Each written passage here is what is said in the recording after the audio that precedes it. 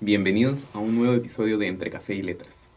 Hoy día vamos a tocar uno de los temas más polémicos en este mes, que es sobre el dolor existencial poética, y vamos a hacer el análisis de alrededor de 3 autores. Hola, yo soy Mauricio y estoy en compañía de mi compañero Camilo. Y como ya dijo mi compañero, temática especial para este mes es la poética del dolor existencial entre Vallejo, Pizarnik y Pessoa. Vamos a empezar a hablar de uno de los poetas que ha revolucionado la poética del siglo XX hispánico, ¿no? Vamos a hablar de nuestro poeta del dolor humano, nuestro cholo universal, César Vallejo. César Abraham Vallejo Mendoza va a nacer un 16 de marzo de 1892 en Santiago de Chuco. Va a ser el menor de 2 hermanos, de los cuales van a vivir en una precariedad y van a vivir en una discriminación contradictoria.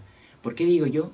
Porque Vallejo viene arraigado de una cultura indígena, del misticismo indígena, de la religión católica, como también de las ideologías occidentales de ese entonces, ¿no?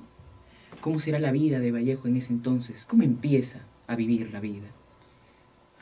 Es un poco doloroso, la verdad, en el transcurso del tiempo que tuvo Vallejos. Es evidentemente desde el hecho de que tuvo se encasilla a veces en el lenguaje, a veces trata de ser revolucionario con él mismo, a veces se fragmenta y suele llevar a sus experiencias a lo que es a una creación literaria.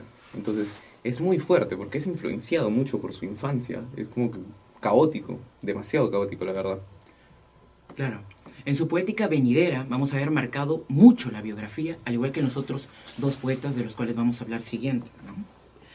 Vemos que desde muy joven empezó a trabajar en haciendas azucareras, viendo el maltrato a los indígenas hacia su propia persona. Vemos los desvaríos académicos por la falta de economía, ¿no?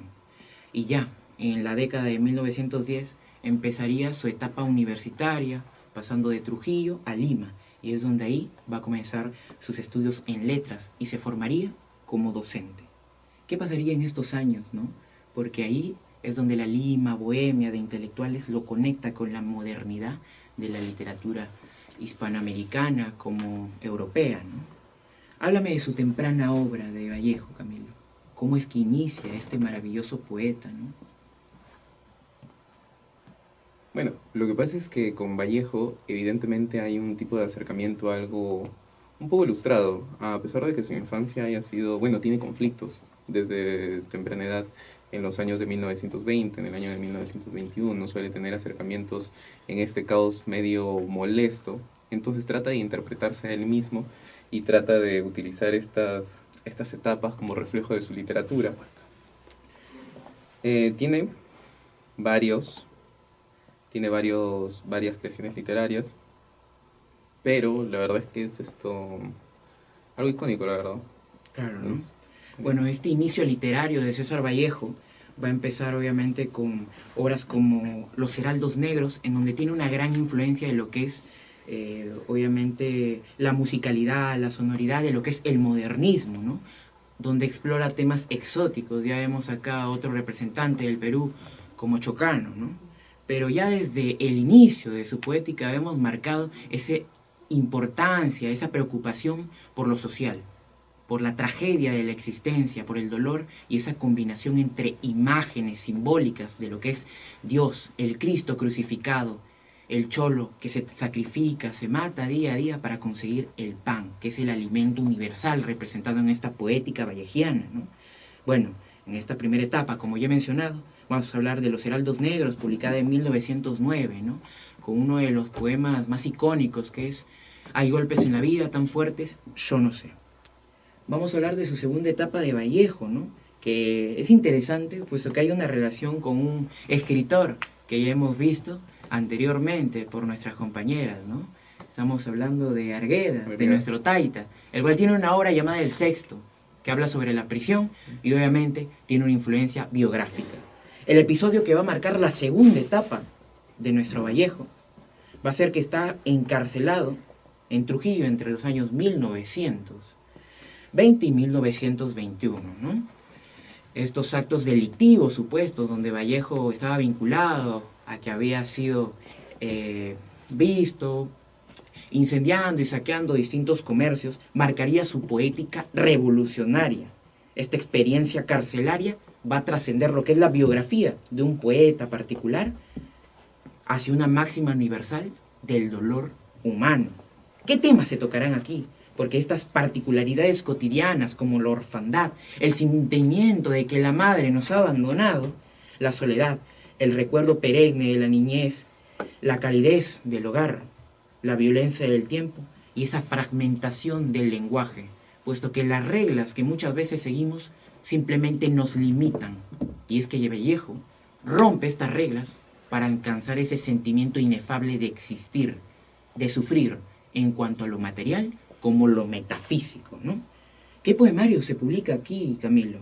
Porque es muy interesante, muy revolucionario, pero a la vez muy conflictivo para los que se inician en lo que es la poesía de Vallejo, empezar con Trilce, ¿no? Es verdad, Trilce es un poemario publicado en el 1922. Un poco fuerte porque rompe con las creaciones literarias en ese tiempo, ¿no? Trata de molestar un poco con el lenguaje, ¿no? Trata de ir y sumergirse poco a poco a lo que es el espacio literario en ese entonces. Uno de los, creo yo, uno de los poemas más fuertes, creo yo, está, entre otros, Masa, en donde se habla sobre España, aparte de mí, este cáliz. Claro, ¿no? Sí. Influencia de la Guerra Civil Española. En el caso mío, hablando del tema de la ausencia de la madre, un tema muy importante es Madre, me voy mañana a Santiago, que se encuentra bastante lirismo, una regresión hacia la niñez, ¿no? Se siente ese calor como esa tristeza, de que va a visitar a su madre, pero nos encontramos con esa extrañeza. ¿Va a visitar acaso la tumba de su madre, la casa que se encuentra deshecha y los recuerdos desperdigados? Es entre un sentimiento agridulce, entre tristeza y felicidad, ¿no? Bueno, siguiendo después de esta etapa de encarcelamiento, ¿no? Después de 1922, la publicación de Trilce, la cual va a romper esta canon de creación literaria, incluso de lo que ya se había visto en el modernismo. Al radicalizar el lenguaje, va a usar neologismos, rupturas sintácticas, juegos morfológicos, que ya van a ser semejantes a técnicas vanguardistas de los sismos de aquellos tiempos, como es el expresionismo, ¿no? Como es el dadaísmo, el cubismo, entre otros. Vemos que uno aquí está relacionado más que todo con el tema psicoanalítico, la experiencia de el yo interno fracturado, que lo vemos en Pizarnik, lo vemos en Fernando Pessoa próximamente, ¿no? Y listo. Después de estos sucesos carcelarios, vemos la etapa de Vallejo explorando el mundo exterior, pero no como una aventura totalmente feliz, ¿no? Vemos cómo viaja, ¿no?, hacia Europa, va caminando por las calles parisinas, bohemias de ese entonces, conociendo el arte, las novedades europeas. Incluso llega a empatizar con el marxismo, obviamente anteponiendo el humanismo, ¿no? Porque ante toda ideología se encuentra el dolor humano, ¿no? Aquel sentimiento sensitivo, como también de pensamiento en cuanto a metafísica, que nos conecta a todos nosotros, algo tan cotidiano que lo vive todos, el uno con el pueblo, uno solo que contiene el dolor de muchos, ¿no? Esta etapa de destierro van a presentar distintas revueltas históricas, ¿no?, que tocarían el corazón de este hombre, que plasmaría en versos el dolor del pueblo, versos que no solo son revolucionarios en cuanto a su estética, sino en su compromiso intelectual. Aquí estaríamos hablando ya de la tercera etapa de César Vallejo, Camilo. ¿Y cómo se diferencia esta tercera etapa de las demás? La verdad es que en esta etapa se diferencia a partir de las otras por el atrevimiento que solía tener Vallejo. Es evidente que aquí esto, donde lo social y lo histórico caminan de la mano, pero un poco también en lo que es dirigida a la represión, especialmente porque Vallejo trata de romper con esta estructura y este mecanismo, a veces centrado en un lenguaje totalmente distinto, distinguido. Entonces, hay aquí muy fuertes secuelas. Él vivió en carne muchísimas vivencias que lo dejaron demasiado, pero demasiado afectado, tratando de reflejar uno de sus momentos más, pero más fuertes, como lo hemos hablado anteriormente, tratando de él comunicarse a sí mismo mediante un espectro religioso, también es muy importante. Y es muy curioso cómo este espectro religioso se combina con el tema existencial ya de muchos autores, después de Vallejo, que se centran en el existencialismo ateo, como Jean-Paul Sartre, o Albert Camus, que, bueno, no niega la existencia de Dios, pero nos habla de una dificultad para poder comprender cómo es que ha planteado este mundo, o si es dentro de este caos donde existe una complicidad matemática, ¿no? De un orden, el cual no podemos entender hasta ponerlo bajo la lupa o bajo un microscopio, ¿no? Esta etapa va a estar marcada por sus poemarios póstumos, ¿no? España, aparta de mí este cáliz, como poemas humanos. España, aparta de mí este cáliz, como ya mencionó mi compañero Camilo, que es un poema bellísimo sobre lo social, sobre el dolor, e incluso podemos encontrar un tono absurdista, que es Masa, ¿no? También nos encontramos poemas humanos en donde se combina lo litúrgico, ¿no? Con lo político, en donde se da el grito de piedad, de sufrimiento y ante la solidaridad del mundo, que es la llamada de la unión del hombre para poder trascender, ¿no? César Vallejo lamentablemente va a morir en plena guerra civil española a los 46 años, un 15 de abril de 1938, ¿no? Es algo bastante curioso, muy profético, ¿no? A lo Rimbaud, como ya nos planteaba, puesto que su esposa, su difunta esposa, nos comenta que al momento de su lecho de muerte, él pronunciaría uno de sus famosos poemas, Me voy a morir en París con aguacero. El legado de Vallejo es tan peruano como universal, afrontando la herida de vivir mediante la solidaridad y el calor humano, ¿no? Hoy más que versos que nos van a distraer en el día a día, estos poemas de Vallejo son testimonios de una vida de lucha contra el dolor metafísico, contra la falta de un pan de cada día, el hambre, ¿no? Vivir y morir constantemente, resistiendo gracias a escribir. La necesidad de pan y aún así compartirlo con los hermanos. Hoy más que nunca, el dolor que es incomprendido, que es llevado a un lenguaje obsoleto por las redes sociales, es que es más necesario leer a Vallejo. ¿Y qué pasaría si cruzamos aquel umbral del dolor humano, ¿no? Habiendo depurado toda percepción del dolor? ¿Qué encontraríamos? ¿A quién veríamos si acaso ya lo vimos, pero no en su forma real? Tal vez la poesía sea la puerta común hacia toda la extrañeza. Sí, es sorprendente cómo Vallejo trata de, como lo has hablado anteriormente, este orden metafísico, ¿no? Esta disciplina. Y este tipo de existencialismo que tiene es muy marcado, demasiado marcado. Entonces, es verdad que tiene algún tipo de acercamiento al absurdismo, como lo has comentado anteriormente. Con Camus es muy, muy importante, porque trata de él mismo revalorizarse muchas otras opiniones tal vez sociales que hubo en esa época. Entonces sí es demasiado fuerte, de igual manera como anteriormente lo he comentado, pues está muy, pero muy, muy marcado, pero fue increíble, es un dolor más que todo reflejado de él mismo hacia lo social, ¿no? Trata de innovar, trata de romper con muchos esquemas. Estaríamos hablando de que el poeta no solo siente por sí mismo, sino siente por los demás. Por los demás. Y bastante relacionado Sí. con uno de los próximos poetas que hablaremos, que es Pessoa, que se encuentra más fragmentado que Vallejo, ¿no? Listo. Vamos a hablar de algunos poemas de Vallejo importantísimos, ¿no? Empezando de forma cronológica, ¿no? Vamos a hablar de los heraldos negros, ¿no? Y vamos a dar leída de este poema magnífico, una carta magna hacia el existencialismo, pues. Hay golpes en la vida tan fuertes, yo no sé. Desde aquí estamos hablando de una duda existencial, ¿no? Golpes como el odio de Dios, como si ante ellos la resaca de todo lo sufrido se emposara en el alma. Es un dolor metafísico que poco a poco está empezando a calar, más que lo psíquico también, lo físico, ese cansancio, ¿no? Son pocos, pero son. Abren zanjas oscuras en el rostro más fiero y en el fondo del lomo más fuerte. Aquí vamos a ver que el dolor de la existencia azota hasta la persona más fuerte, dibujando una mueca de tristeza, de extrañeza, ¿no? Serán tal vez los potros bárbaros de Atilas, ¿no?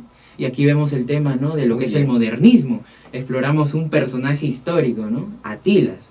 Potros, ¿qué me hablas acerca de este perfecto fragmento, acerca de lo que es lo exótico? Bueno, Atila fue el líder de los hunos. esta Atila fue uno de los líderes de los hunos. Anteriormente se conocía, si no me equivoco, que eran liderados los hermanos Bleda y Atila, pues no conocido también como el azote de Dios.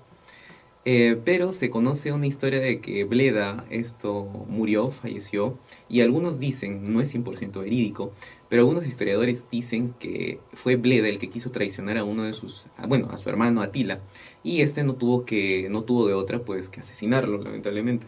Es fuerte porque ellos compartían este liderazgo, pero ante la muerte de uno, pues el liderazgo ya no se compartía y iba a ser predominante. Bleda pues no pensaba. Y es importante porque hay una parte donde, tú lo dijiste, Claro, ¿no? los potros. Los potros, ¿no? Que es algo también histórico, También relacionado es con algo la muy forma de histórico. batalla Sí, predominante de los en los hunos. Y seguimos Es con verdad. el poema. Son las caídas hondas de los cristos del alma, de alguna fe adorable que el destino blasfema. Vemos las figuras poéticas religiosas, ¿no? Esos golpes sangrientos son las crepitaciones de algún pan que en la puerta del horno se nos quema. Aquí estaremos hablando de una metáfora de la pérdida de alimento material como también espiritual, ¿no? Cuando por sobre el hombro nos llama una palmada, vuelve los ojos locos y todo lo vivido se emposa como charco de culpa en la mirada. Estos ojos, ¿no? Que son la ventana de nuestras almas. Hay golpes en la vida tan fuertes, yo no sé. Termina como empezó, con esta pregunta existencial, de que sientes, pero a la misma vez no sabes de dónde viene o cómo se siente verdaderamente. Vamos a hablar de un poema que ya había mencionado anteriormente, que es muy bellísimo, que pertenece a Trills. Madre, me voy mañana a Santiago, a mojarme en tu bendición y en tu llanto, acomodando estoy mis desengaños y el rosado de llaga de mis falsos trajines. Me esperará tu arco de asombro, las tonsuradas columnas de tus ansias que se acaban la vida. Me esperará el patio, el corredor de abajo con sus toldos y repulgos. Aquí vemos una regresión en el tiempo hacia el hogar cálido, ¿no? Como a la misma vez fantasmal, puesto que la madre no se encuentra totalmente con nosotros. El corredor de abajo con sus toldos y repulgos de fiesta. Me esperará mi sillón ayo. Y aquí vamos a hacer una pequeña reflexión, porque ayo en realidad es un sustantivo, ¿no? Que pasa a referirse a un maestro, pero aquí Vallejo lo utiliza como un adjetivo. Aquí vemos esta revolución lingüística de Vallejo, ¿no? Me esperará mi sillón ayo, que el buen quijarudo trasto de dinástico cuero, que para no más rezongada las nalgas tataranietas, de correa a correhuela. ¿Qué es correhuela? Una planta trepadora relacionada con su vivencia en la sierra, ¿no? Pero que a la misma vez tiene un simbolismo, ¿no? Porque esos recuerdos trepan en la conciencia de Vallejo hasta inundarlo de felicidad como de tristeza. Estoy cribando mis cariños más puros, estoy ejeando. Eje, un sustantivo que ha sido verbalizado. No oyes jadear la sonda, no oyes tascar las dianas. Estoy plasmando tu fórmula de amor para todos los huecos de este suelo. Vemos la violencia del tiempo, el deterioro del hogar y cómo intenta reconstruirlo mentalmente con el recuerdo de la madre, ¿no? O si se dispusiera los tácitos volantes para todas las cintas más distantes, para todas las citas más distantes. Así, muerta inmortal, la paradoja, ¿no? Porque así muerta la madre sigue viviendo dentro de nosotros los recuerdos, los cariños, para seguir afrontando la existencia, ¿no?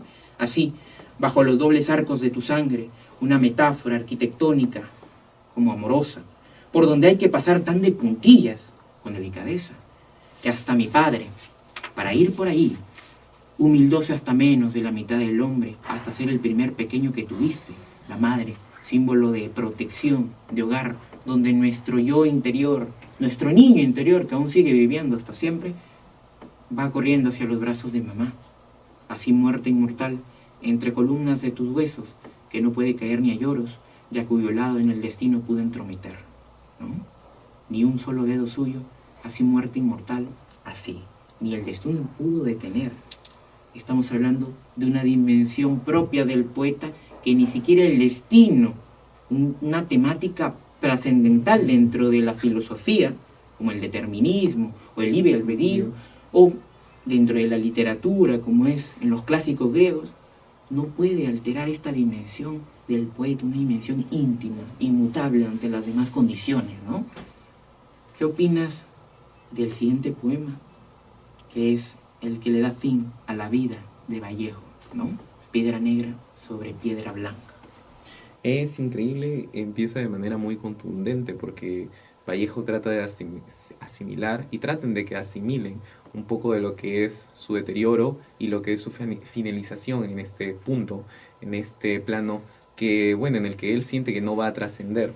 Este empieza con Me moriré en París, con Aguacero, ¿no? Entonces es muy doloroso, él trata de proyectarse y trata de proyectar a todos los que están, con los que se está comunicando, de que está muy próxima, cercana su muerte, es un inicio del fin realmente. Muy interesante. Y tiene razón, es un inicio de un fin. Aquí nos encantan las contradicciones, las paradojas, ¿no?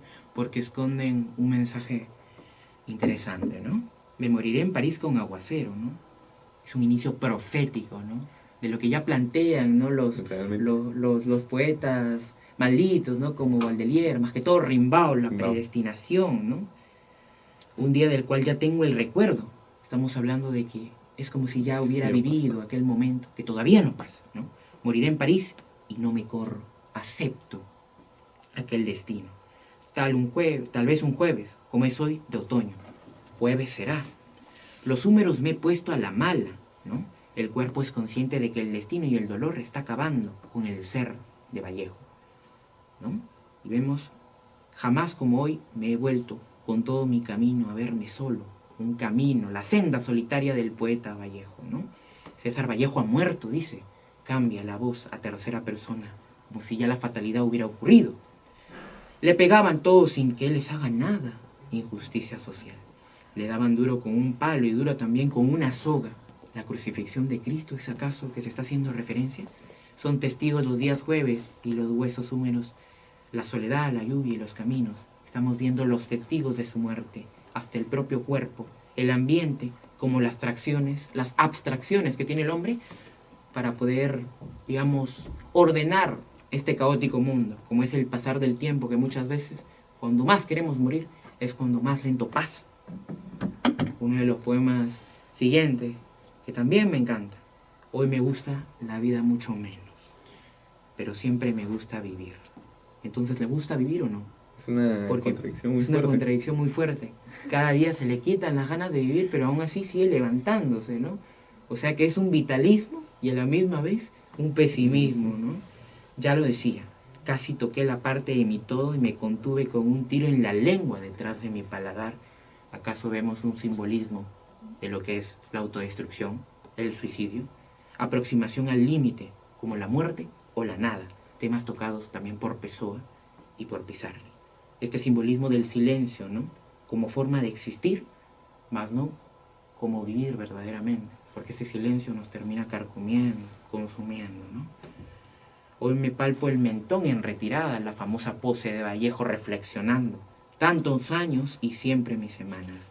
Mis padres enterrados con su piedra y su triste estirón que no ha acabado. El dolor de la genealogía, ¿no? El sufrimiento que pasa de padres a hijos, a nietos y así sucesivamente, ¿no? Y así sigue el poema dando también frases reflexivas referentes a su biografía, ¿no? También habla de la muerte como una amiga que lo acompaña cuando toma el café, ¿no? Mientras ve el paisaje hermoso de París. Vamos a hablar de un poema final, el cual ya había mencionado mi compañero Camilín. Masa, España, aparte de mí este cáliz. ¿Te gustaría darle lectura?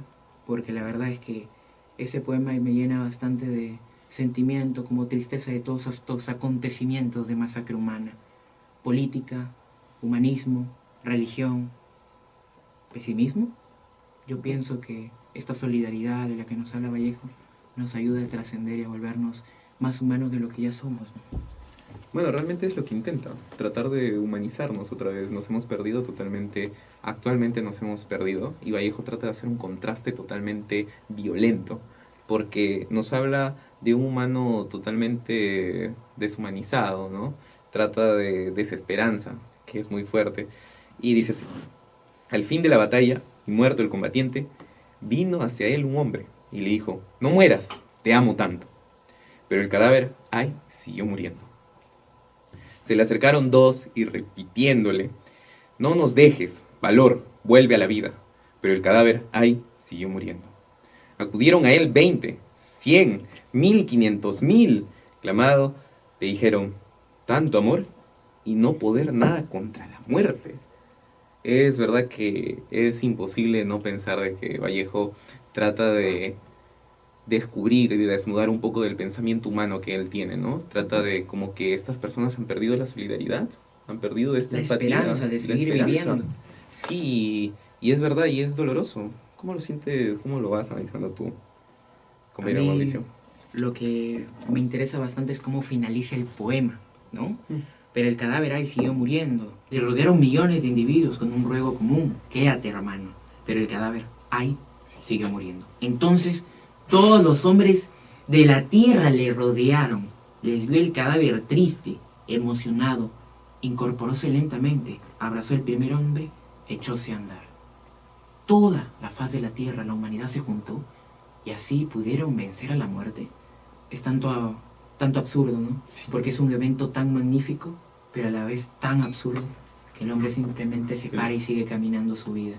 ¿Quién sabe si tal vez volverá a tropezar y ya no habrá toda esa unión para que vuelva a resucitar, ¿no? Es bellísimo hablar de Vallejo, ¿no? Muy Y más que bien. todo en estos tiempos y en este mes, donde la salud mental, donde el sufrimiento debe ser encauzado hacia el arte, buscar un sentido. Así tengamos que romper el lenguaje. Y veamos ahora qué nos toca, Camilo. Es verdad. Es un poema aproximadamente interesante entre lo histórico y lo político, ¿no? Ahora vamos a pasar a algo más intimista. Flor Alejandra Pizarnik. Y tenemos a uno de los personajes más emblemáticos de la literatura argentina. Sí. Háblanos de Bueno, si Pizarnik. vamos a la literatura argentina en el siglo XX, está la señorita Flor Alejandra Pizarnik. Una de las voces más intensas realmente y profundas de lo que es esta época. Pizarnik es una poeta que transita uno de sus problemas y uno de sus abismos emocionales más grandes en esta época. Trata de interiorizar todo este dolor, este sufrimiento, y trata de rescatarlo poco a poco para poder sumergirse. Trata de palpar con la yema de sus dedos todo este abismo, todo este dolor, estas estructuras que van marcando entre ella a sí misma, y tratar de exponerlo, desnudarse un poco más al exterior, tratar de socializar en este punto. Pero realmente, ¿en qué momento nos hemos desalineado tanto para poder no sentir o no poder percibir estas señales, se podrían decir, que la poeta trataba de lanzar en ese momento? También explora este poder del lenguaje. Pizarnik es muy, pero demasiado perfeccionista. Se dice por ahí de algunos conocidos cercanos a Pizarnik que ella vivía por el fan de su lenguaje, vivía totalmente su momento, totalmente su manera de cómo se complementaba con el lenguaje. Dicen por ahí que Pizarnik trataba, bueno, en sus momentos libres escribía, y en sus momentos en los que se encontraba de diversión, por así decirlo, de ocio, trataba de hacer la lectura de estos escritos y ser lo más perfeccionista posible. Trataba de establecer, aunque es algo raro, trataba de establecer este tipo de comunicación con el mismo lenguaje y trataba de relacionarse de una manera emocional, algo metafísico, va más allá del ser, más allá del plano, trataba de trascender, y es uno de los aspectos más importantes de Flor Alejandra Pizarnik, ¿no?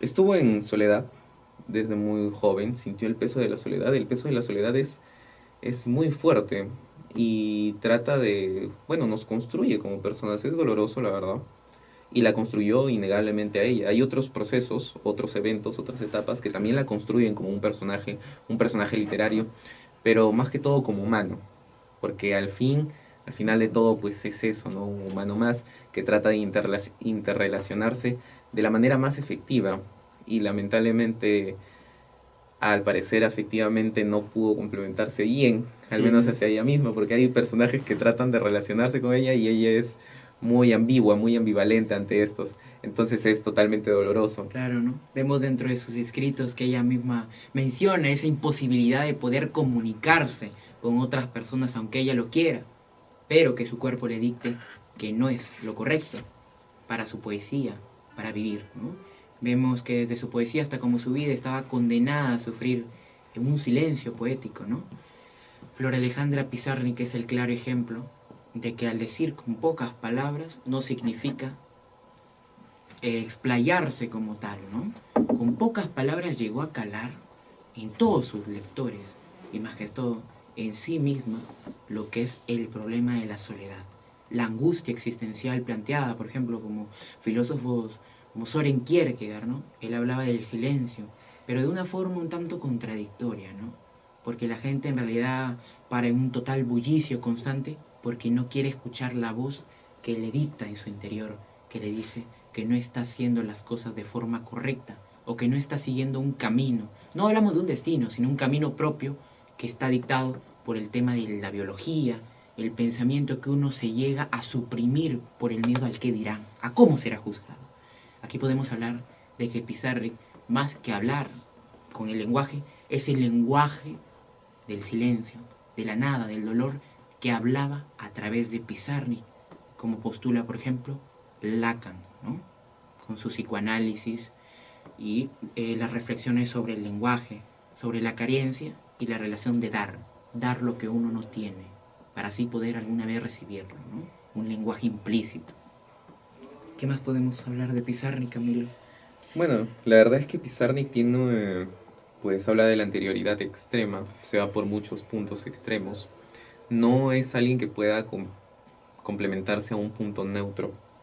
Y tiene una obsesión por la noche, porque en la noche ella trata de reflejar uno de sus paisajes más oscuros, pues, ¿no? Trata de reflejar su mundo que es un poco debilitado por las voces en su infancia, tiene una infancia muy dolorosa, la verdad, porque está llena de comparamientos, ¿no? De comparaciones, realmente.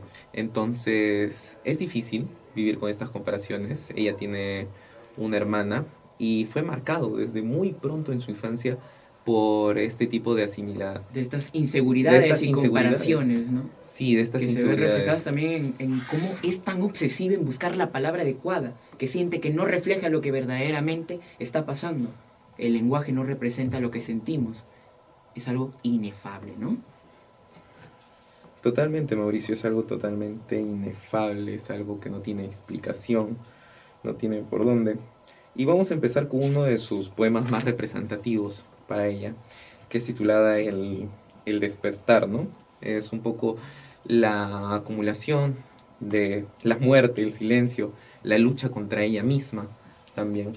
El despertar, en primer lugar, es un poema de cierta similitud tratada de dirigirse a León Ostro. Después, bueno, más tarde en un momento vamos a poder comunicarnos, vamos a poder hablar sobre la relación que tuvo con su psicoanalista, León Ostro. Y esto, cómo era este tipo de admiración que tenían, ¿no? Es una admiración mutua, pero mucho más emerge en lo que es Pizarnik a su psicoanalista. Y dice, Señor, la jaula se ha vuelto pájaro y se ha volado, y mi corazón está loco, porque aúlla a la muerte y sonríe detrás del viento. A mis delirios. ¿Qué haré con el miedo? ¿Qué haré con el miedo? Esta repetición del miedo es algo totalmente tratando de buscar una respuesta. Que no No tiene, tiene, que no la va a no la va a encontrar, ¿no? encontrar. No busca lógica, sino expresar algo que simplemente se dice y ya. Ella trata de como que encarnarse, esta voz del miedo trasciende hacia ella como un punto reflexivo, pero un punto también perdido. Ella misma se pierde y no sabe entre la ambivalencia en la cual se está sumergiendo, ¿no? Y es algo difícil, esta insistencia refleja esta interioridad del poeta, de la poeta. Claro, ¿no? Entonces, Justo hablando de lo que es la nada en el lenguaje de Pizarnik, muchas veces dentro de sus versos vemos esa obsesiva búsqueda de la palabra correcta, pero hay veces en donde simplemente sus versos no quieren llegar a ningún lado y ese es el mensaje, ¿no?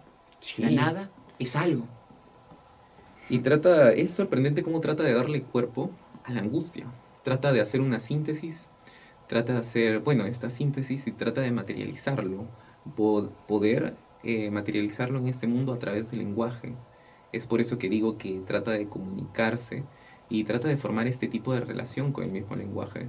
y a veces no es ella la que transmite, sino que a través del lenguaje tratar de soltar todo lo que está adentro.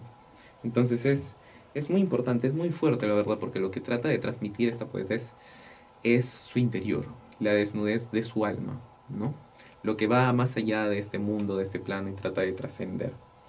Y sigue y dice, Señor, el aire me castiga el ser. Detrás del aire hay monstruos que beben de mi sangre. Es el desastre. Es la hora del vacío no vacío. Es el instante de ponerse rojo a los labios, oír a los condenados gritar, contemplar a cada uno de mis nombres ahorcados en la nada. Esta es muy fuerte. Esta parte, este fragmento del poema es demasiado fuerte Un porque... acoso metafísico que siente, ¿no? Sí, totalmente. Es el asedio que ella encuentra. Está asediada por monstruos. Monstruos que trata de darle una tipo de estructura física. ¿No? Pero es Sí. imposible, ¿no? Porque el propio término del vacío es contradictorio, ¿no? Un vacío no vacío. O sea, el vacío en realidad ocupa un lugar aquí o simplemente es una abstracción para darle sentido a lo que se acerca a no hacer nada, a que no haya algo a nuestra simple vista como tal, ¿no? Sí, y es verdad, utiliza metáforas muy fuertes que tratan de expresar todo lo que siente en ese momento, la invasión de lo interior a lo exterior. Entonces se siente situado por fuerzas invisibles que tratan de despojar de ella lo que ella tiene como humana. Entonces es totalmente cómo se atrapa en el lenguaje, se deja envolver, se deja totalmente manipular por el lenguaje y el lenguaje es la que está haciendo que ella se transmita de esta manera. Entonces da como un testimonio de esta herida, un testimonio de esta laceración, ¿no? Y seguiría también uno de los fragmentos que a mí más me conmueven, sinceramente, que es cómo no me suicido frente a un espejo y desaparezco para reaparecer en el mar, donde un gran barco me esperaría con las luces encendidas. Cómo no me extraigo las venas y hago con ellas una escala para huir al otro lado de la noche. Entonces... Definitivamente Pizarnik rompe el tabú explorando temas que en nuestra sociedad actual nadie se anima a tocar, ¿no? Y es cuando menos habla de esos temas, cuando más afecta a nuestra juventud. ¿Cómo me extraigo las venas? ¿Es acaso que las venas, algo tan sagrado como tan, digamos, violento, sangriento, que nos llena de miedo, ¿no? Sirve para escapar de esta realidad dolorosa hacia algo, abrirnos hacia las puertas de qué, ¿no? Es verdad, y es esta parte muchísimo, pero demasiado fuerte. Como no me extraigo las venas, es un gesto totalmente extremo de lo que está pensando. Trata de buscar este tipo de cambio o esta herida, este daño físico y tratarlo de simbolizarlo, ¿no? Las venas, que es el símbolo de la vida, el símbolo de la sangre, ¿no? Y trata de utilizar su ser más íntimo como un acto para poder escapar, para despojarse de sí misma y vaciarse completamente de lo que es estar en ese mundo. Y para ella ese mundo es la noche. Y la refleja como una interioridad oscura, dolorosa. Es como la soledad, lo innombrable, lo inefable. Es muy doloroso, la verdad. Es algo que nos pasa en el día a día, porque siento que Pizarnik muchas veces pensaba cosas que no quería. Es como que nos ponemos a preguntar de dónde vienen exactamente los pensamientos y si es que acaso cuando no tomamos atención a lo que pasa a nuestro alrededor, aún así nos sigue afectando, ¿no? Pizarnik muchas veces estaba condenada a que su mente sea automática, ¿no? Y el lenguaje hablara mediante ella, ¿no? Un dolor que ella no entendía y que intentaba darle sentido con su poesía, ¿no? Pero desde un inicio ya sabemos cuál fue el final de Pizarnik. Pero aún así, nuestra experiencia leyendo la poesía de Pizarnik no nos dice que no debemos alejarla de los jóvenes, sino que se debe interpretar de la forma correcta para así poder vencer este sentimiento de angustia, ¿no? Y esto es importante porque a una buena interpretación y poder asimilar este tipo de detalles, podemos nosotros prevenir muchísimas situaciones, muchísimos hechos que estarían marcados o pudieron haber estado marcados y ser capaces de poder evitarlos, la verdad. Y siento yo también que la poesía, la literatura, la filosofía en general también es un arma de doble filo. Totalmente. Porque como te puede llevar por un camino, también por el otro que es opuesto. El camino de la locura, de la muerte, de las personas que en cuanto a lo humano se sacrificaron y cómo nos gustaría tal vez que hubieran escogido el camino de la tranquilidad, ¿no? Pero lamentablemente no lo hicieron. Y de forma buena, hacia sus descubrimientos, hacia su innovación poética, científica, se sacrificaron por la humanidad, trazando una línea, ¿no?, dentro de la poesía, dentro de distintos estudios, para generaciones venideras, ¿no? Aquel sacrificio del hombre para que la civilización siga de pie, pero ¿hacia dónde? Es verdad, nunca hay como un destino como tal. Pizarnik trata de también interiorizar este punto. Es triste porque la manera en cómo Pizarnik se comunica es de una persona consciente, Claro. lamentablemente. Y mientras más consciente te vuelves, eres capaz de poder sentir y poder percibir estas cosas que simplemente simplemente a vista no se puede, no se Claro, puede ¿no? percibir. Es una percepción distinta. Pero lo trata de asemejar muchas veces en sus poemas. Ahí Es siempre habla de interesante. monstruos, siempre habla de bestias Es que interesante cómo la conciencia, vemos, así sea de forma implícita, en el poema de Pizarnik hasta el momento y en los de Vallejo, un existencialismo como tal que habla de la libertad, ¿no? Porque en poemas anteriores de Vallejo hemos visto cómo habla del destino, cómo él incluso llega a tener una dimensión poética, sentimental, íntima, donde ese destino no puede, digamos, influenciarlo. Así como Pizarnik también intenta darle sentido a algo que simplemente no tiene dirección como tal, ¿no? Si es que ella se encuentra fragmentada yendo de un lugar a otro, en el vacío, ¿no?, en la oscuridad. Y es interesante porque esta experiencia existencialista, esta experiencia existencialista marca demasiado, la verdad. Y esta manera en cómo se fragmenta ella en varias partes también está tocado por uno de los escritores que vamos a hablar más adelante. Pero ahí nomás lo dejo. Entonces, vamos a seguir con una de las interpretaciones también de las creaciones literarias de Pizarnik. Esta se llama La Noche. Y dice, Un poema bellísimo, ¿no? Porque muy refleja lo que es la obsesión de Pizarnik con la noche. noche. Totalmente, trata de reflejar todo lo que es su mundo, toda esta oscuridad, toda esta molestia que suele tener, tratar de despojarse una y otra vez de lo que es este plano al otro en la noche, ¿no? Trata de hacer este resultado, este paisaje doloroso. Y dice, poco sé de la noche, pero la noche parece saber de mí. Y más aún, me asiste como si me quisiera, pero cubre la conciencia con sus estrellas. Es increíble cómo este personaje, Pizarnik, trata de utilizar esta personificación hacia las estrellas, ¿no? Trata de darle un sentido y cómo la noche... Una personificación como también un sistema. La noche que tiene las estrellas, ¿no? Tal vez como mensajeros, como heraldos Los negros, negros. que avisan la llegada de la muerte, ¿no? Y sí, sí es verdad, establece esta relación íntima, muy íntima con la noche, que es su mundo, la simboliza como su mundo. Y es esta complicidad que tiene secreta, que también trata de relacionarla con las estrellas. Después seguiría, tal vez la noche sea la vida y el sol la muerte. Tal vez la noche es nada y las conjeturas sobre ella nada. Y los seres que la viven nada. Vemos una Y contradicción, ¿no? totalmente, trata de estos roles intercambiarlos. Si es que la luz en realidad es que nos guía a la bondad, ¿no? Al bien, Al bien. ¿no? Lo que está relacionado como tal a lo bueno, ¿no? Y aquí se invierte la noche. ¿No es la muerte o si es la muerte? Y si es que acaso ella reinterpreta lo que es la muerte, ¿no? ¿No? Y si es acaso la muerte algo necesario para dotar de sentido a nuestra vida, ¿no? Martin Heidegger, por ejemplo, nos dice que, claro, nosotros hemos arrojado a este mundo, ¿no? Y nosotros no vamos a tener una autenticidad en nuestro ser hasta que aceptemos que esta vida finita es la que dota de sentido, ¿no? Hasta que dejemos de sentirnos como tal angustiados, ¿no? Y vivamos la vida como seres finitos, que tienen distintas obligaciones, que eso respecta a cómo tú elijas, ¿no?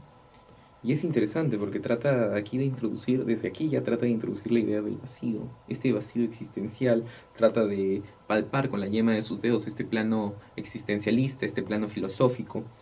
Y como se ha comentado anteriormente en el despertar, el vacío, ¿no? El vacío, esta posibilidad de que la vida carezca de algún tipo de sentido, de algún tipo de objetivo, en el que infravalora un poco esta idea pragmática. Pero es esto conmovedor, la verdad, y es muy doloroso tratar de transitar por estos pasos literarios que ha tenido la poeta. Claro. Seguiría, tal vez, las palabras sean lo único que existe. En el enorme vacío de los siglos que nos arañan el alma con sus recuerdos. Aquí trata de centrarse en el poder del lenguaje. Otra vez Claro, ¿no? Pizarnik trata de comunicarse y El tratar de lenguaje formar que esta es relación. también el lenguaje que refleja una historia que puede ser engañosa, una historia que en realidad es infértil, ¿no? La historia de la humanidad que va en un tren sin un lugar a dónde parar, como tal, Un ¿no? objetivo, sin una meta realmente. Pero Y es lo vemos que dice, acaso ¿no? si el tren va a quedarse parado, ¿no? En la nada o va a seguir transitando en el infinito, que también ahí se podría encontrar la nada. La nada tiene como tal expansión, cantidad, quién sabe, ¿no? Es un dilema muy fuerte, creo yo, ¿no? Lo que ella trata como lo dijo anteriormente Alejandra, es la carencia de esa sustancia, la carencia de ese sentido. No hay meta, no hay objetivo, no hay fin. Y trata de plantearse muy bien estos temas. Se acerca una de las partes más polémicas, en mi parecer favoritas, a la misma vez tristes, la relación que tuvo Alejandra Pizarnik con el escritor, con el cuentista, con el cronopio Julio Cortázar, ¿no? Y es que es muy interesante bueno, en esta relación personal y también en relación literaria, Claro. es muy importante. Ellos dos se conocen en París, gracias a que Pizarnik puede llegar a tener una beca para estudiar literatura en la Sorbona. Y es muy interesante porque ella tiene contacto por primera vez situado en los años 60 con personas que tienen un poco de su visión del mundo, ¿no? Una Un tanto visión un surrealista, tanto ¿no? surrealista, sí es verdad. Esa exploración de lo que es la conciencia y el inconsciente, esas pulsiones de muerte, de no encajar en algo y de no sentirse bien consigo misma, de compararse constantemente entre las otras personas, ¿no?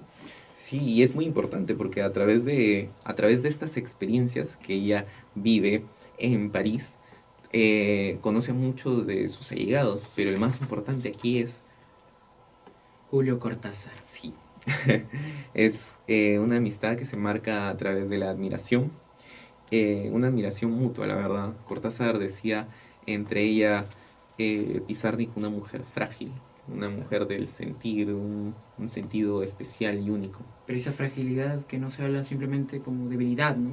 No, Sino también como una fortaleza fortaleza, dentro de la totalmente. poesía, ¿no? Algo contradictorio, ¿no? Dentro de cierto campo, esa debilidad obviamente le jugó malas pasadas, un juego entre la vida y la muerte que terminó ganando la muerte, pero también nos dejó un legado de poesía gracias a esa sensibilidad que muchas personas la tienen, ¿no? Sí, es Y que demasiado no saben fuerte. cómo conducirla, ¿no? Vamos a pasar a hablar de la carta que envía Cortázar a Pizarnik, ¿no? Es verdad, esta carta que envía Alejandra, poco antes de su descenso en la vida, es algo triste, porque Julio trata de dar todo lo que es de sí, de él mismo, para poder comunicarse con Pizarnik, para tratar de ser escuchado, para tratar de ser leído por Pizarnik, tratar de Claro. conectar con ella. Pero lamentablemente por el intento, por, por más que quiso hacer el mejor de sus intentos, al final no No se pudo. sabe si la carta fue leída por Pizarnik, ¿no? Y en el caso en el que lo haya hecho, sería muy doloroso para Cortázar saber que aún así su intento no sirvió de nada, ¿no? Daremos leída a la carta, ¿no? Sí, es muy fuerte. Y dice, mi querida, tu carta de julio me llega en septiembre. Espero que entre tantos estés ya de regreso en tu casa. Hemos compartido hospitales, aunque por motivos diferentes. La mía es algo banal, un accidente de auto que estuvo bueno. Ya diremos más. Pero vos, ¿te das realmente cuenta de lo que me escribís? Sí, desde luego te das cuenta. Y sin embargo no te acepto así, no te quiero así, yo te quiero viva. Y date cuenta que te estoy hablando del lenguaje mismo del cariño y de la confianza. Estás del lado de la vida y no de la muerte. Quiero otra carta tuya, pronto, una carta tuya. Eso otro también de vos. Lo sé, pero no es todo, y además no es lo mejor de vos. Salir por esa puerta es falso en tu caso. Lo siento como si se trataran de mí mismo. El poder poético es tuyo, y lo sabes. Lo sabemos todos los que te leemos. Y ya no vivimos los tiempos en que ese poder era el antagonista frente a la vida, y está el verdugo del poeta. Los verdugos hoy matan. Ya no queda ni siquiera ese privilegio imperial, queridísima.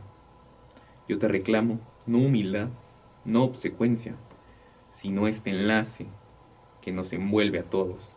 Llámale la luz o César Vallejo, o el cine japonés. Un pulso sobre la tierra, alegre o triste, pero no un silencio de renuncia voluntaria. Esta última parte es muy fuerte, lo que es la renuncia voluntaria, puesto que Pizarnik trata de ella misma, es consciente de lo que le está pasando, de lo que está transitando y se moviliza entre estos pensamientos que no la dejan ni siquiera sentir, no la dejan ni siquiera tener un raciocinio, poder aseverar, poder afirmar, negar estas cosas que van tratando de formarse ante ella. Si es acaso también que esa razón está relacionada con la locura, con entender de una forma diferente lo que es la vida y plasmarla en su poesía. Esta parte final, solo te acepto viva, solo te quiero, Alejandra.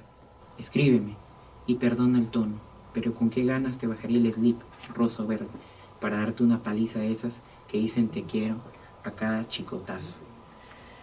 Es importante saber que Pizarnik a esta última carta de Cortázar nunca la responde.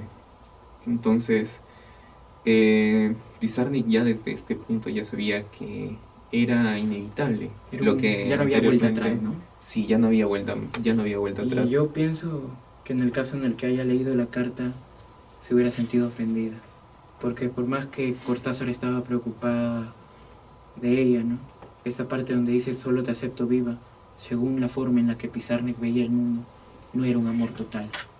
Porque viva o muerta, en realidad es algo contradictorio, ¿no? Uno puede vivir en recuerdos, uno debe aceptar cuál es el destino que ella misma se ha trazado. Y entonces, ¿cómo un destino que ella misma se ha trazado?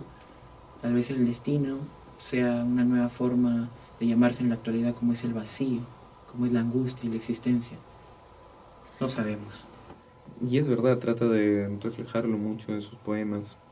Este tipo de comunicación que suele tener con lo que es el descenso de su vida. Y ella era consciente, eso es lo más doloroso, porque ella se interna a voluntad en un hospital psiquiátrico y trata de llevar terapia, pero lamentablemente por cuestiones de ella misma, la angustia, la ansiedad, el estrés, la depresión son los heraldos que acaban con esta misión que ella tiene, al menos en la literatura y en la vida. Después de esto tenemos lo que es la relación que tuvo Alejandra Pizarnik con León Ostrov, su psicoanalista, su psiquiatra, ¿no? Una persona por la cual llegó a tener sentimientos que plasmó en un poema icónico que ya hemos leído, ¿no? Sí, es totalmente verdad. León Ostrov fue para ella una de las personas que más admiraba junto a Cortázar, pero trataban de conectar de una manera distinta, ser un poco más íntimos, especialmente porque León trataba de cumplir también su trabajo, su objetivo, pero aparte de eso crear este tipo de relación, este tipo de ejemplo emocional con Pizarnik, una cuestión totalmente importante, ¿no? Era más que un simple psiquiatra, más que un simple trabajador para ella. Claro. Entonces, obvio que era solamente un médico, ¿no? Y ella le escribía este tipo de cartas, ¿no? Que volcaba su angustia, su dolor, su tristeza, su depresión, y trataba de comunicárselas, tal vez de manera camuflada, y a veces algunas de manera directa, pero trataba de transitar y de igual manera llegar hacia ella. Entonces, crea un espacio creativo, bueno, un espacio más que todo también recreativo, no de manera física, sino en otro plano, y trata y busca en él este refugio emocional. Es muy importante tener esto porque Alejandra necesitaba a alguien que la escuchara en medio de su soledad, especialmente porque Pizarnik habla que ella se sentía sola, pero no se sentía sola físicamente. Físicamente no estaba sola. Claro, ¿no? Ella Una cosa es estar sola y otra cosa es sentirse sola, ¿no? Es Entonces, estas pequeñeces del lenguaje que reflejan un sentimiento profundo. sí, y cambia totalmente este ambiente, este contexto, este momento, este hecho, porque Pizarnik lo decía así, se sentía sola realmente en este plano, en un plano en el que nosotros no podemos asomarnos, es muy distinto, muy distinguido.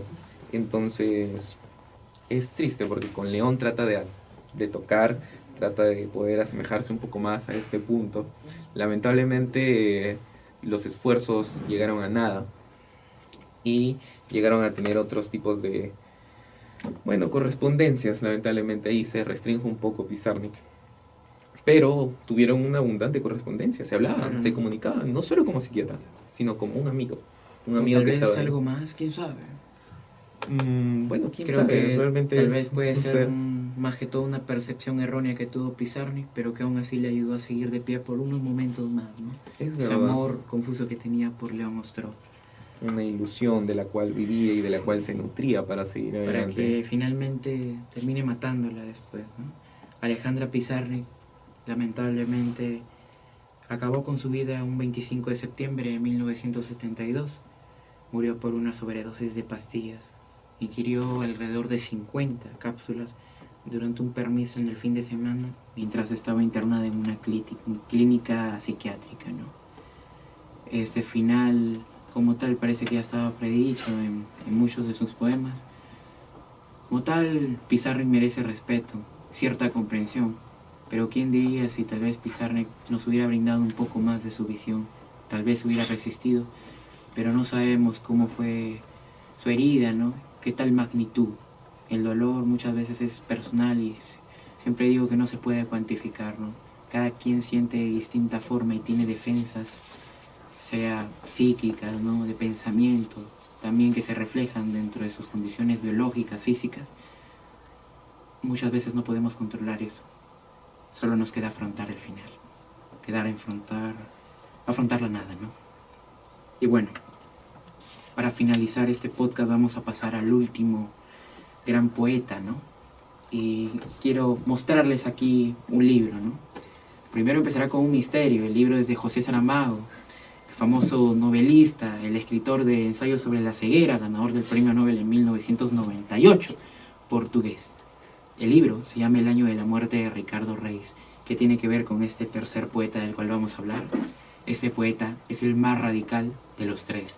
Este poeta se encuentra fragmentado y ha creado una forma de expresar sus distintas visiones con distintos nombres, ¿no? Vamos a hablar de Fernando Antonio Nogueira Pessoa, este escritor que nació en Lisboa el 13 de junio de 1888 en el seno de una familia de clase media. Pessoa desde temprana edad perdió a su padre y a su hermano. Y es estas situaciones, ¿no?, que van a marcar una profunda sensibilidad por la existencia y la muerte dentro de Pessoa. Su madre después se compromete y van a vivir a Durban, ¿no?, para comenzar una experiencia en la lengua inglesa en paralelo a lo que es el portugués, en donde escribe la mayoría de su obra poética, ¿no?, como prosa poética, ensayística, artículos de crítica, ¿no? Pessoa, desde temprana edad, siendo estudiante, mostraba una genialidad indudable. Manejaba bien la lengua inglesa y con una gran capacidad de escritura que siempre mostraba un carácter solitario, introspectivo, psicológico, ¿no? Ya habiendo cumplido los 17 años, Pessoa regresaría a Portugal, ¿no?, para sus estudios universitarios, los cuales abandonaría para meterse de lleno en una enseñanza propia. Vemos el autodidactismo radical de Fernando Pessoa, al igual como José Carlos Mariátegui, ¿no? ante un academicismo formal, sumergiéndose de fondo en lecturas esotéricas, filosóficas, astrológicas, literarias y ocultistas, ¿no? Ya a los 19 años, Fernando Pessoa había escrito varios poemas y ensayos que publicó en unas cuantas revistas inglesas, con el sueño de todo escritor inicial de ser reconocido, pero lamentablemente su situación económica lo llevó a vivir una vida modesta, ¿no? De traductor comercial, mientras que en su tiempo libre resistía el tedio de la existencia escribiendo.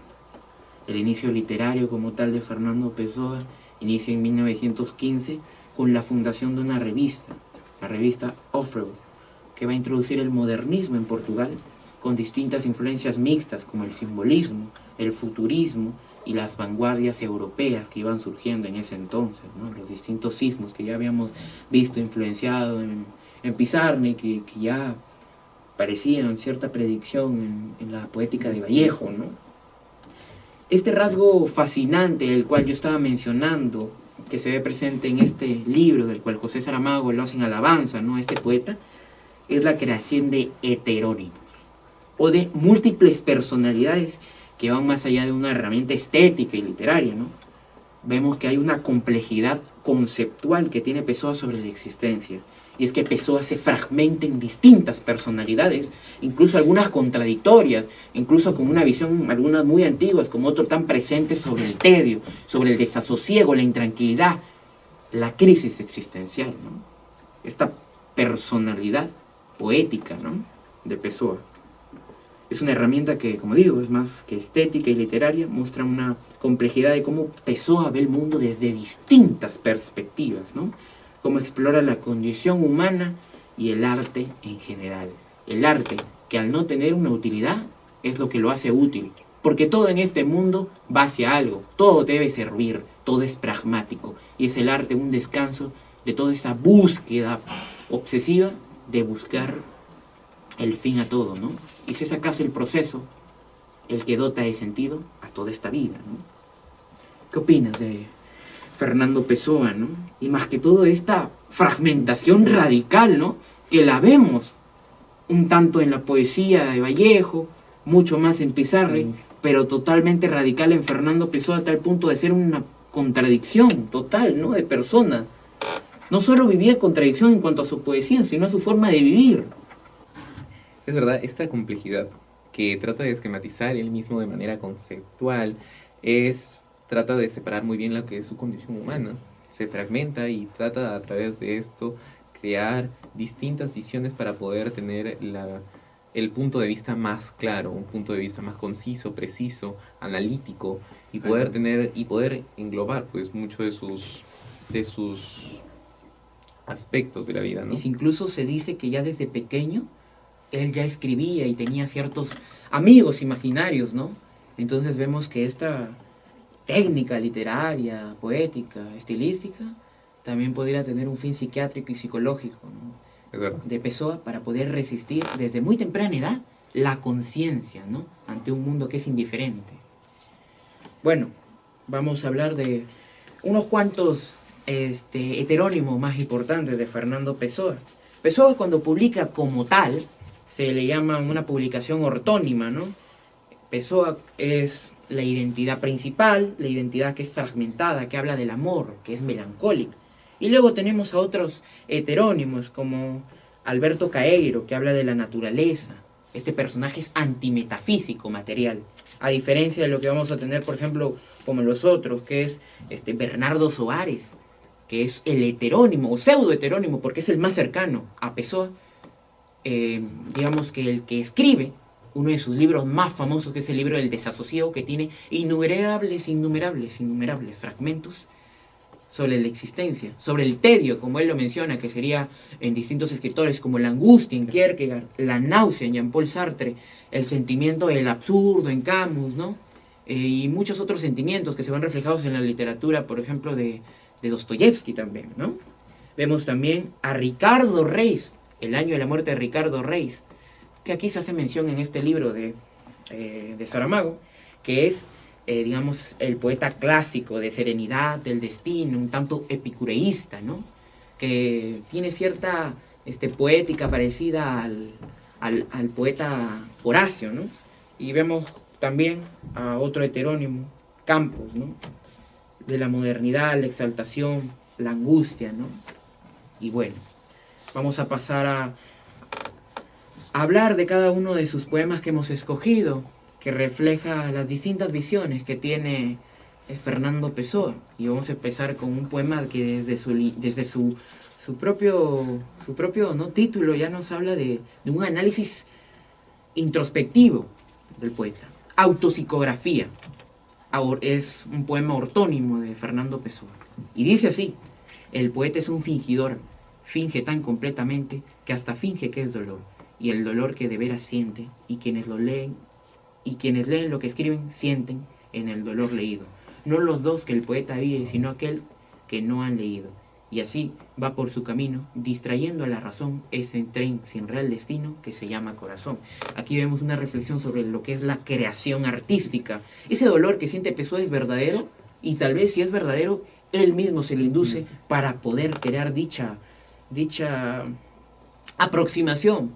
Pues lo que él siente, como dice aquí el poema, no es lo que sienten los demás autores, o bueno, los demás lectores y autores como nosotros, que nos guiamos a partir de Pessoa en nuestros próximos escritos, quién sabe, como estudiantes de lengua y literatura. Otro poema, No soy nada, del poemario Tabacaría, ¿no? Bueno. Escrito por el heterónimo Álvaro de Campos. ¿Y qué dice? ¿Qué dice? ¿Qué dice? No soy nada, nunca seré nada, no puedo querer ser nada. Aparte de eso, tengo en mí todos los sueños del mundo. Ventanas de mi cuarto de uno de los millones en el mundo que nadie sabe. ¿Y quién? Y si supiesen, ¿qué sabrían? Dais al misterio de una calle cruzada constantemente por gente, a una calle inaccesible a todos los pensamientos. Real, imposiblemente real. Cierta, desconocidamente cierta. Con el misterio de las cosas bajo las piedras y los seres con la muerte que mancha de humedad las paredes y hace blanco los caballos de los hombres, con el destino que conduce la carroza de todo por el camino de nada. Es muy interesante, y aquí nos damos cuenta de que la nada se ve de una forma distinta, pero que a la vez también es mencionada en los poemas de Alejandra Pizarnik, ¿no? Y es aquí donde se ve esa multiplicidad. Es como si todas las personalidades y angustias del mundo convergieran en lo que es el poeta, en lo que es Fernando Pessoa, y él a partir del arte empieza a despojarse, digamos que un tanto de forma vulgar, para compararlo con ciertas metáforas filosóficas como la de Sartre, agarra el papel y vomita toda su existencia, o las distintas existencias, ¿no? Es interesante, ¿no? Incluso una reflexión aquí entraría de Nietzsche, que dice que el ser en realidad no es un núcleo, no está unido, unificado totalmente, sino que está fragmentado y que está condicionado por el pasar del tiempo, por la historia, ¿no? Aquí vemos que Fernando Pessoa como tal es un hombre que no es un hombre como tal, como lo percibimos en la antigüedad, ¿no? Es una entidad que se fragmenta, ¿no? Constantemente. Bueno, pasamos un poema como tal para mencionar la brillantez de Ricardo Reis, como su clasicismo, ¿no? El poema Para ser grande. Y Ricardo Reis, otro heterónimo, ya sabemos, de Fernando Pessoa. Para ser grande, sé íntegro. Nada tuyo exageres o excluyas. Sé todo en cada cosa. Pon cuanto eres en lo mínimo que hagas. Así en cada lago la luna toda brilla, porque alta vive. Estamos hablando un tanto del estoicismo, ¿sí, no? De esta serenidad que suele tener. Cierta serenidad que es en realidad un contraste total de toda la angustia que vemos en otros escritos y prosas poéticas, ¿no? De Fernando Pessoa. Si es acaso que esta personalidad, cuando la adoptó, le encaminó un poco hacia la calma. Solo era una máscara, porque realmente aquí en Fernando Pessoa vemos este tema de lo que es la filosofía de la máscara, ¿no? ¿Cuántas máscaras tenemos, no? Tal vez 3, como había escuchado alguna vez.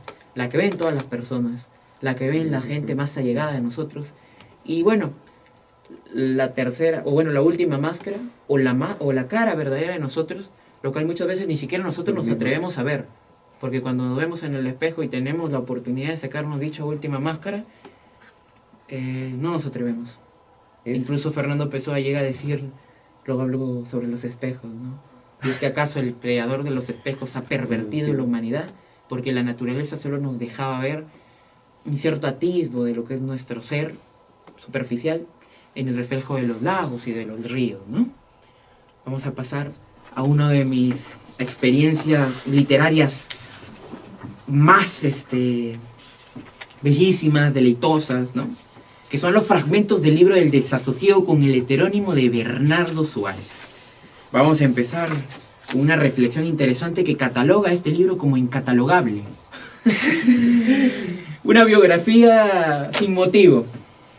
Dice así el fragmento 12. Envidio, pero no sé si envidio, a aquellos de quienes puede escribirse una biografía o que pueden escribir la suya propia. En estas impresiones sin nexo, ni deseo de nexo, narro indiferentemente mi autobiografía sin acontecimientos. Mi historia sin vida, son mis confesiones, y si en ellas nada digo, es porque nada tengo que decir. Aquí comenzamos, que Fernando Pessoa cataloga que cantidad de fragmentos los cuales nos llevan a un trajinar terrible de la existencia, de la reflexión metafísica, sobre cómo nos entendemos tan poco con los demás y mucho menos con nosotros mismos. Diría yo, incluso que es más fácil entender al otro que a uno mismo, porque sería aceptar verdades ocultas, ¿no? Que no queremos. Que no queremos, ¿no? Vamos a pasar al primer fragmento, que diría que empieza de forma perfecta para ver lo que es la contradicción de Pessoa. Nací en un tiempo en que la mayoría de jóvenes había perdido la creencia en Dios por la misma razón por la que sus mayores la habían tenido, sin saber por qué. Y entonces, como el espíritu humano tiende naturalmente a criticar porque siente y no porque piensa, la mayoría de los jóvenes escogió a la humanidad como sucedáneo de Dios. Pertenezco, sin embargo, a aquella generación de hombres que están siempre al margen de aquello a lo que pertenecen, no viendo solo la multitud de lo que son parte, sino también los grandes espacios que hay al lado. No solo ver la multitud, sino los lugares que aún no han sido ocupados, la nada, puede ser. Por eso ni abandoné a Dios tan ampliamente como ellos, ni acepté nunca la humanidad. Considero que Dios, siendo improbable, podría existir, pudiendo por lo tanto debe ser adorado, pero que la humanidad, siendo una mera idea biológica y no significando más que la especie animal humana, no era más digna de adoración que cualquier otra especie animal. Este culto a la humanidad, con sus ritos de libertad e igualdad, ritos, supuestos ritos diríamos, me pareció siempre una revivificación de los cultos antiguos, donde los animales eran como dioses, o los dioses tenían cabeza de animales. Un tanto subcanalítico, porque vemos que por más que dotados de razón, aún así tenemos pulsiones, pensamientos, incluso dentro de, por ejemplo, José Saramago, y vemos esa deshumanización del hombre, el perder la visión, que es algo tan común, pero a la vez tan importante para encauzarnos en nuestra existencia. La razón se combina con nuestros sentimientos, así sean más impuros, para convertirnos en un superdepredador que no necesita de garras ni de fuerza descomunal para poder proporcionarse el placer que necesita. Así, no sabiendo querer en Dios y no pudiendo querer en una suma de animales, me quedé como otros de la orla de las gentes, en aquella distancia de todo lo que comúnmente se llama la decadencia. Y aquí venimos hablando de una parte importante dentro de esta poesía de estos tres escritores. La decadencia es la pérdida total de la inconsciencia, porque la inconsciencia es el fundamento de la vida. El corazón, si pudiera pensar, se pararía. Y es que uno es consciente y se da cuenta que siempre estuvo muerto, ¿no? ¿Verdad? Puede ser, ¿no? Otro fragmento importante donde reflexiona sobre la literatura. La literatura, que es el arte casado con el pensamiento y la realización sin la mancha de la realidad, se me antoja el fin hacia el que debería tender todo esfuerzo humano, si fuera verdaderamente humano y no una superfluidad del animal. Creo que decir una cosa significa conservar la virtud y despojarla del terror. Los campos son más verdes en el decirlos que en su verdor. Las flores, si se describen con frases que las definan en el aire de la imaginación, tendrán colores de una permanencia que la vida celular no permite. Y aquí yo quiero reflexionar sobre el mundo sensible y el mundo de las ideas de Platón, porque si yo te digo, imagínate una flor rosada como tal, nosotros tenemos ese idealismo, ¿no?, dentro de nuestra mente, ¿no? Un idealismo que no siempre va a reflejar algo perfecto, sino que en la propia imperfección se puede encontrar una perfección. ¿A qué me refiero? Que dentro de la literatura no refleja a similitud la vida como tal, sino que el momento en el que se describe, por ejemplo, el verdor de un pasto, tú lo imaginas como un verdor perfecto, o tal vez un verdor como tú mismo lo reflejas según tu pensamiento, pero nunca como tal. La tarea de describir, que parece algo fácil, se torna algo absurdo, como si la sociedad se estuviera alejada como islas, incomunicable como tal, ¿no? Moverse es vivir, decirse sobrevivir. No hay nada de real en la vida que no lo sea porque fue bien descrito, ¿no? Los criticastros suelen señalar que tal poema ampliamente rimado no quiere al fin decir sino que hace un buen día. Pero decir que hace un buen día es difícil, hasta un buen día, al final, acaba por pasar. Tememos por esto que conservar el buen día en una memoria florida y duradera, y así constelar de nuevas flores y nuevos astros los campos y los cielos de la exterioridad vacía y pasajera. Vemos ese contraste entre la visión del mundo con la visión de nosotros mismos hacia el mundo. Como nosotros, incluso está dentro del lenguaje, tema que ya hemos hablado anteriormente en el podcast, no determina totalmente, pero sí condiciona la forma en cómo vemos el mundo, ¿no? Dice, todo es lo que somos y todo será para que nos sigan en la diversidad del tiempo, conforme nosotros intensamente lo hayamos imaginado. Esto es, lo hayamos, con la imaginación metida en el cuerpo, verdaderamente sido. No creo que la historia sea otra cosa en su inmenso panorama deslúcido que una sucesión de interpretaciones, un conceso confuso de testimonios descuidados. El novelista es todos nosotros, y narramos cuando vemos, porque ver es, como todo, muy complejo, ¿no?